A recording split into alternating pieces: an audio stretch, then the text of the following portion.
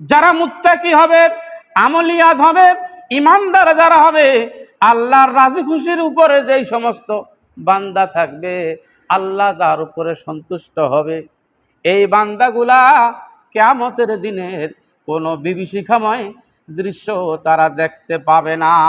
আলহামদুলিল্লাহ বলেন। কিয়ামতের দিনের কোনো কঠিন চিত্র তারা দেখতে পাবে না।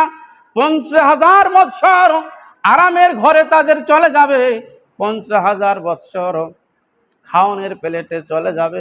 মুত্তাকিদের 50,000 কিয়ামতের বছর, কিয়ামতের সময়টা হুর বালা নিয়ে তারা আনন্দ ফুর্তি করতে করতে তাদের সময় শেষ হয়ে যাবে। করিয়ার নাম হলো কি? আল করিয়া।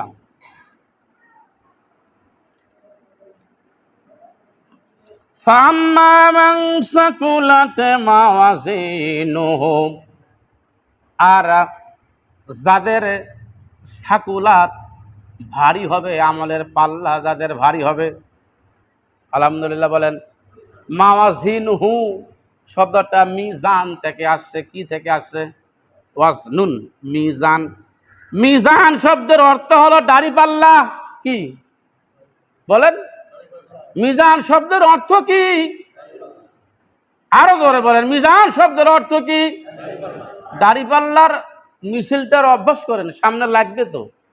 লাগবে না? দাড়ি পাল্লা মিছিল লাগবে না সামনে? যার লাগবে না বলেন না, শরম লাগেছে কোন না, খারাপ লাগেছে, ধানের শীষে কোন, আমার আপত্তি নাই। মিজান শব্দের অর্থ কি? আরো জোরে। মিজান শব্দের অর্থ কি?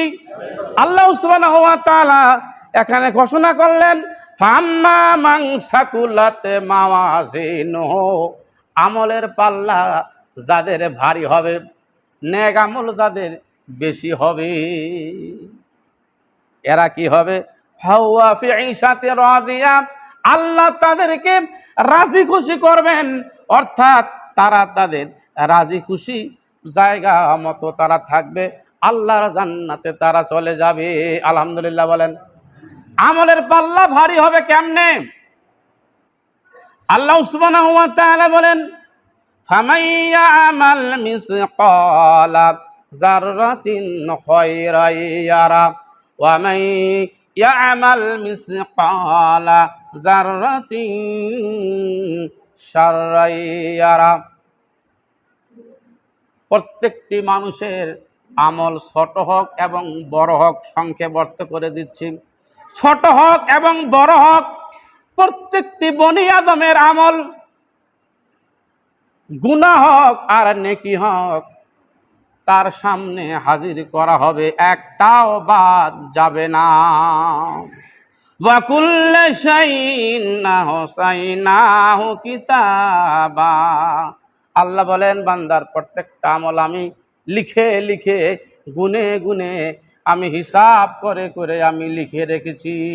হিসাব করে করে, গুনে গুনে আমি লিখে রেখেছি, একটা বাদ যাবে না, একটাও বেশি হবে না। সুবহানাল্লাহ বলেন।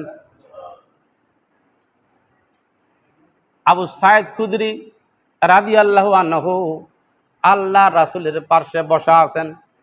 আবু সাঈদ খুদরি একজন সাহাবী, আল্লাহ রাসূলের পার্শ্বে এসে বসা আছেন। হযরত জিবরাইল আলাইহিস সালাম এসে সেখানে, মুফাসসিরে কেরামগণ লিখেছেন দ্বিতীয় অথবা তৃতীয়বার, প্রথমবার নয়, নাজিলের প্রেক্ষাপটে প্রথমবার নয়, দ্বিতীয় অথবা তৃতীয়বার। ফামান ইয়ামাল মিসকালা যাররাতিন খায়রান ইয়ারা ওয়া মান ইয়ামাল মিসকালা যাররাতিন শাররান ইয়ারা, এটা তিনি তেলাওয়াত করলেন। আবু সাঈদ খুদরি কেন্দে কেন্দে একেবারে তার চোখের পানি দিয়ে দাড়ি মোবারক ভিজে গেছে। আল্লাহ রাসূল বলতেছেন, আবু সাঈদ খুদরি আপনি কাঁদেন কেন?